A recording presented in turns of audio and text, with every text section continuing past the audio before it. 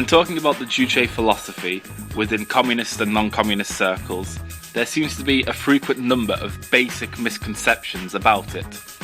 Some regarding the actual theory, whilst others regarding the DPRK, and therefore Juche's practice.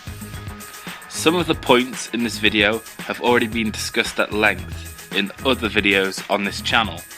Also, some of the points don't exactly merit a full video for themselves, and therefore they have all been condensed into this short, bite-sized episode of Juche Gang.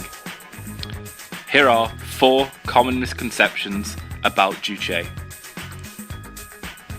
Number 1. Juche rejects or ignores class struggle.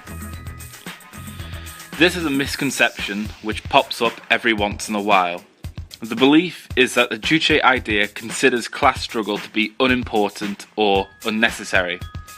This position comes from a lack of a basic understanding of the essential qualities of mankind, namely independence, creativity, and consciousness.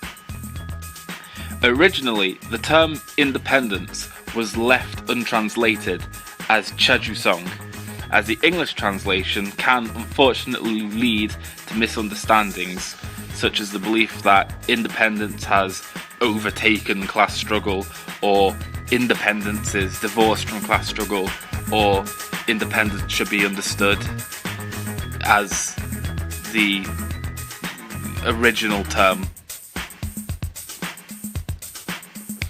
This is incorrect. To put it as simply as possible, independence from the Juche viewpoint is mankind's socio-political integrity. Socio-political integrity is achievable by gaining individual and collective independence, which in turn is only achievable under a collectivist system, where the means of production, distribution and exchange have been socialized.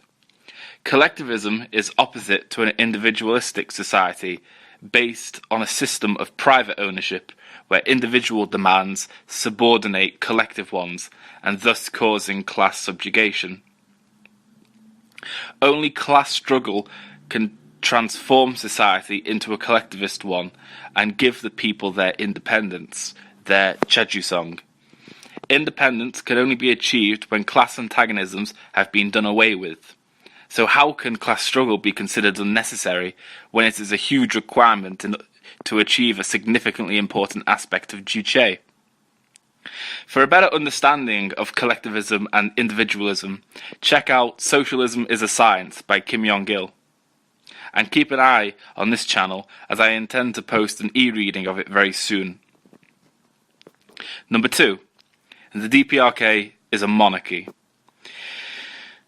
This is something which both Comrade Shane and I have covered in the past, but I feel it's important to mention it again. Each leader of the DPRK has been a politician in their own right long before being elected, yes, elected to their position.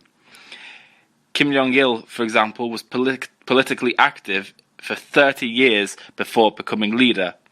On top of this, over time, the powers vested into the top positions have been split up over time. For example, the reason the position of President of the Republic was abolished is because its powers were split between the President of the Presidium, Premier, and Chairman of the NDC. If you examine the powers currently held by Kim Jong-un and compare them to those held by, say, Kim Il-sung, you will see clearly that he has significantly less authority. For a deeper understanding and analysis, see The Truth About Leadership in the DPRK video on this channel. Number 3. Juche and National Bolshevism are similar or the same.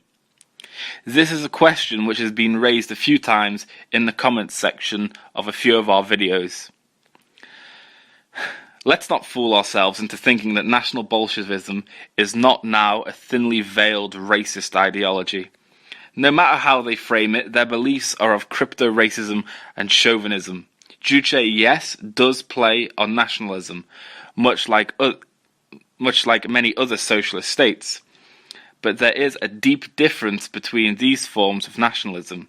See Juche nationalism for a better explanation.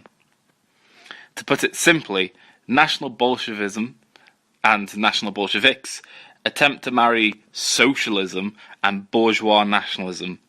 Juche, on the other hand, efficiently marries proletarian nationalism and socialism. Again, the Juche and nationalism video on this channel gives a better explanation as to the differences between proletarian and bourgeois nationalism. And finally, number 4.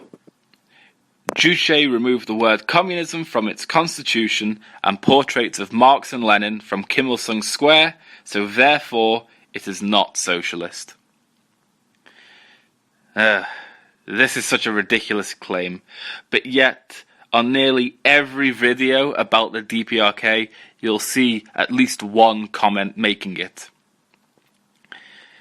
The claim doesn't really merit much of a response except A, the Juche idea is based upon Marxism-Leninism and holds it to be its premise, while of course noting some of its limitations. B, the writings of Kim Il-sung and Kim Jong-il make numerous mention of communism, Marx, Lenin, dialectics, materialism, and so on. C, the works of Marx and Lenin are known as the classics in the DPRK and are readily available. D, not only are they available, but social scientists have to study the classics. You can see clearly in a few of the works, especially by Kim Jong-il, where he repeats that social scientists need to study works such as State and Revolution or The Capital, and so on. And E, the entire society is shaped on Marxist-Leninist principles, such as proletarian dictatorship, collective ownership, democratic centralism, and so on. Thank you very much for watching. If you like this style of video, then please like and let us know in the comments below. Red salute.